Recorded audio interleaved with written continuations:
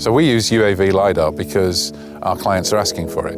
They want to gain the accurate data where vegetation or very hard to reach areas exist. And working with Routescene and developing the technologies allows us to do that and allows us to give clients exactly what they need. Pre-LiDAR, most of our projects were very similar. The unfortunate thing was that the UAVs were unable to provide accurate data where there was vegetation. The conventional photogrammetry techniques, the camera would photograph the first thing it sees, which would be the tree canopy. From day one, it was learning very quickly on our feet, and we worked with the Routescene team to get up to speed ourselves. And then very quickly, we were able to operate autonomously.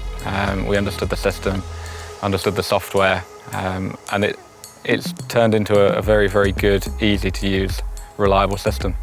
It's very often that the client will want the highest resolution imagery and point cloud that you can give them, but they really don't understand how much data a LiDAR system actually collects. When we set expectations with clients, we tend to offer them a digital surface model with a 25 centimetre level. We quote 90 millimetres, but we're often achieving sub 45 millimetres. It's just a matter of setting that expectation with a client. Adding UAV LiDAR to the business it's a good step for, I would say, most companies. It's vital to understand how the system works.